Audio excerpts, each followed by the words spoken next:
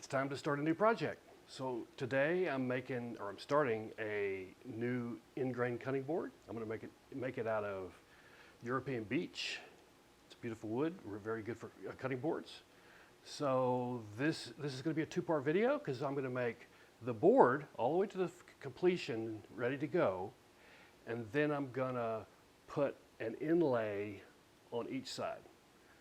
I'll have a second video and I'll go into the details of that. So it's time to get started on making this board. So here we go. The first step in making an in-grain cutting board is you got to get strips from your original board. So these are 8/4 pieces of European beech, and I'm cutting them into 1-inch strips. And I need at least 12 because I'm trying to make a 12-inch board, but I might get those, the last board, if I can use those, they'll give me 14, it will be a little bit wide. But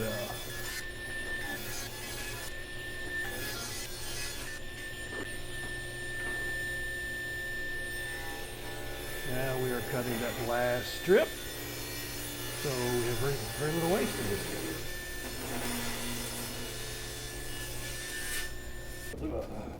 Now we have to do the first glue up. So we take all the pieces that we cut, we flip them on their side, put glue, lots of glue, need lots of glue always. And then we're going to spread that glue real good and even, because we don't want any dry spots. We want that to be completely the same thickness all over of glue, and we want as much squeeze out as we can get in that glue up. Okay, so now we're going to take those pieces and put them in the clamp.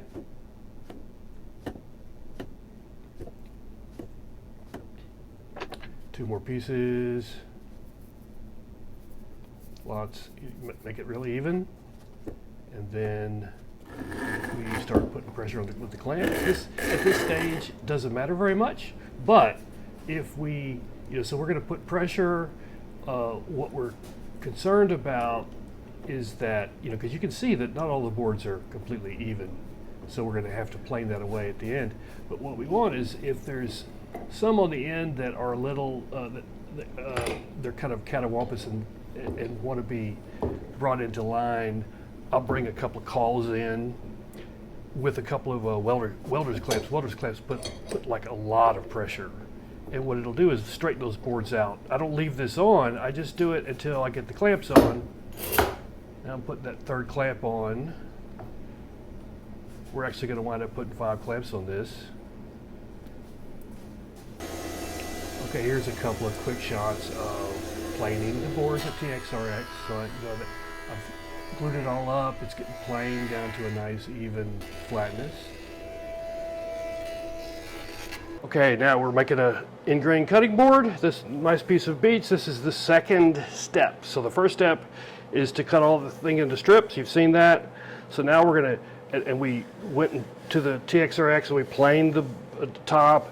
I went ahead and sanded this so it's nice and smooth, because these are going to be the glue joints going in this step. So what we're going to do is we're going to, first of all, cut off the end here.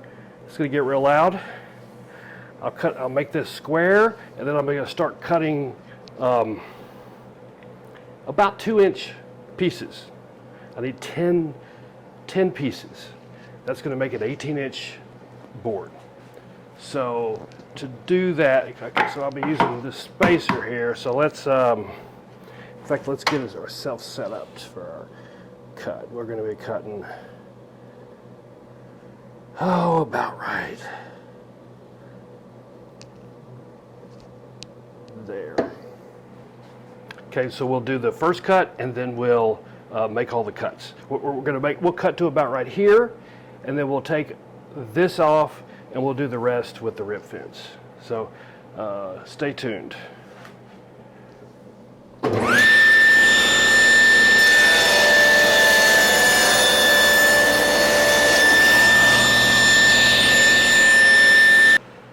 going to cut these. They're going to be about 1 3/4 of an inch.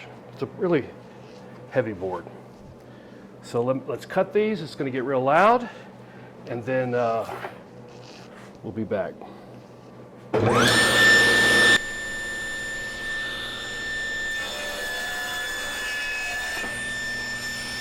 we're cutting each one of those strips, about 1 3/4 inches each, and you'll notice that when each one gets cut and I put it over to the side of the table, I try to place it in the same position that it came off the board.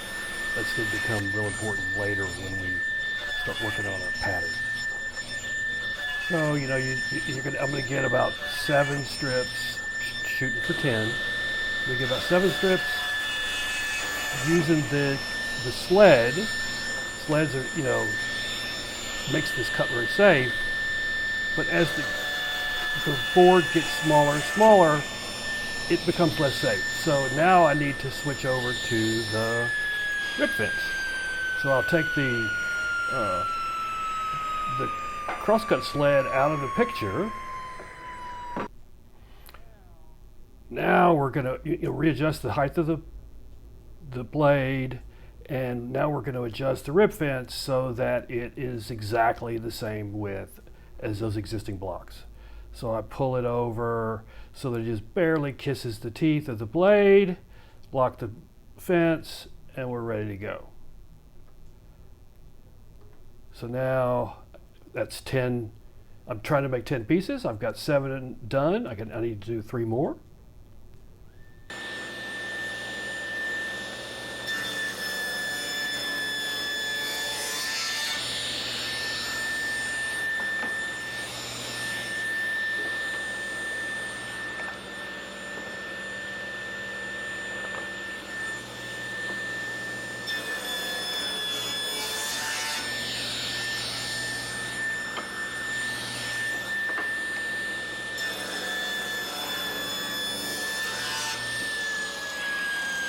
This is 1 2 3 4 5 6 7 8 9 10 pieces. What we're going to do now is we're going to flip them all this way, because this is our end grain showing, and what we want to do is make the so what I did is I made sure that all these pieces stayed in the same order that they got cut. Okay, so now what we're going to do is every other one, we're going to flip it upside down. Flip this one, flip this one, flip this one, and flip this one. Now you can see the grain. I get these patterns that go back and forth. Okay, so now one really important step here is to make sure we don't lose track of that grain. So what we're going to do is we're going to take a pencil and we're going to go from side to side. This way we always know which side is up, because this is how the board is going to get made. And I'll probably trim off that little bit right there and everything. So next step is the glue up. Okay, so we're ready to do the glue up. So what we're going to do is I've got the clamp set up. I've got my silicone mat underneath to catch the glue. What I'm going to do first is what's a real important step is always put tape on your clamp. These clamps are real high tolerance and they don't do well. You can see I've gotten glue on it before, but I try to do this every time now. Okay, that's how long it's going to be. So we're going to take the first piece, put it in here like this, our mark. See, we have our mark so we know which way is up. So now we're going to take all of these pieces and flip them in one direction.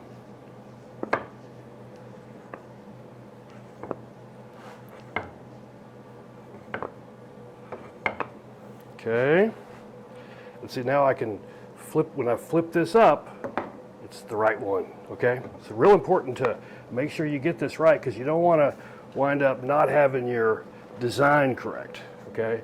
So now we're just going to take a whole lot of glue. You really need a lot of glue for this step. So as you can see, so I'm going to paint this on with a roller. See, it's really, there's a lot of glue, okay? Because what I want is I want lots of squeeze out, because that means I'm going to get really nice joints with no lines showing. You'll see. Okay. So glue's on. We're going to take each piece, reconstruct our pattern, making sure that we're coming down a line. Want all the lines to line up.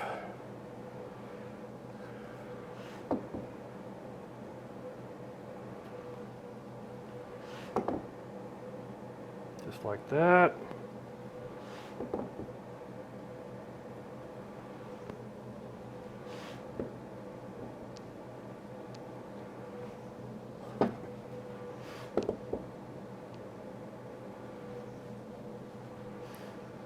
Okay, you see our tape is just right. Just going to cover that last joint.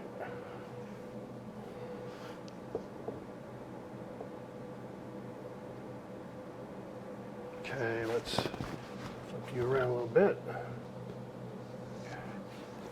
And let's tighten it. Now this step is real critical. You want to make sure that you don't lose your lines. So you go back. First thing is before you put pressure, make sure your line is straight. And when you put pressure, because there's so much glue, it may mess up the line. You may have to go back and adjust. Okay, so we're going to start applying pressure, and you're going to see the glue squeeze out. Lots of squeeze out. Now we go back and we feel along here, because what happens is sometimes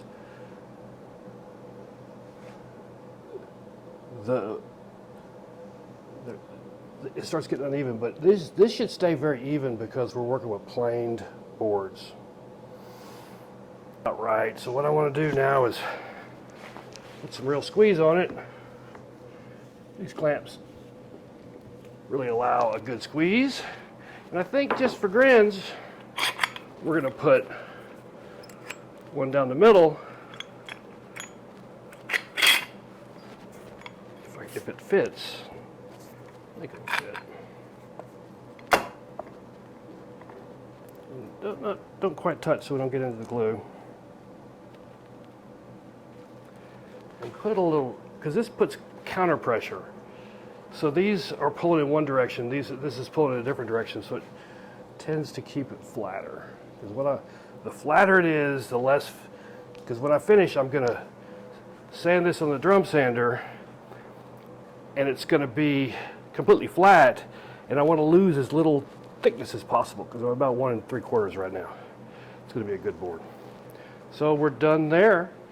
Come back tomorrow, clean up all the glue, put it through the sander, and we're ready to make a cutting board out of it. Now we are sanding in the drum sander. So this is, it's got, that drum has got 120 grit sandpaper, and it'll take quite a few trips. You know, drum sander takes off just a tiny little bit each pass. So you can see lots of passes, you know, the glue eventually goes away, and eventually it gets like this. This is the end result. It's completely flat, all of the glue's gone, and it's ready to be sanded. So now the next step is to cut one of the edges. So we're gonna square up one edge. You know, so the long side of this board, because of the glue up, it has got a raggedy edge, and we're taking that raggedy edge off right now.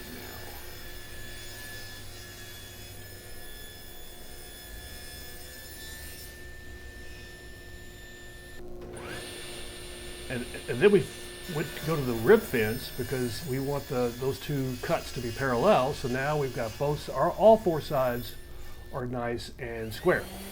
So now we're going to do our sanding. Usual, this is, you start at 80 grit and you go through, at this point, probably 150, 100 or 150. We're just trying to get all of those burn marks out and get everything nice and even. You can see that it's getting much better. We're going to do the edges too, because we're going to put a chamfer on the edges. So we got to make sure that all four sides are square and nice and smooth. At this point, we're still, this is 100 grit, so this is still a rough sand, but we're shaping at this point. Finish sanding comes later.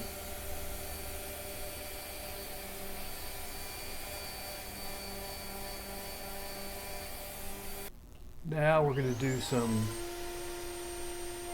beveling on the router table. So that's a chamfer bit in there, and it's making a little, like a little 1/8 inch chamfer all the way around on both sides. This really makes the board look more professional. Having this chamfer, I like it better than a round number. So several passes through, try to get all that done, and then here's the end result.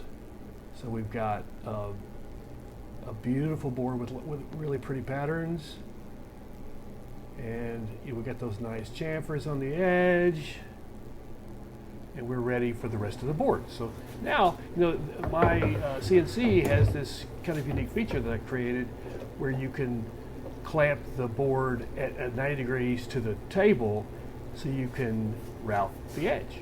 So in this case, I'm going to put first off, we're going to put the logo on, and then we're going to put a handle on. So here we're using it's a 45-degree V-bit, and which is what I use for the logo.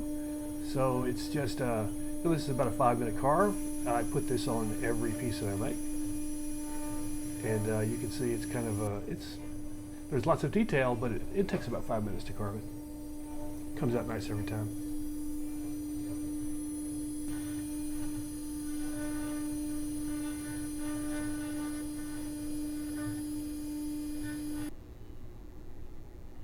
There's a finished product. Okay, now we're going to this is a 3/4 inch cove bit, and we're cutting the handles. So we put this on each side. It's about 5 inches long and about a 3/8 of an inch deep. This is 4 passes. It's 3 pretty good depth passes, and the last pass is a real shallow pass to kind of polish it off. And this is the end result. Now we're doing the juice screw. It's the same bit. And there's the end result. We got the bevel, the juice screw, everything is done. I mean, this board is completely finished and ready to go.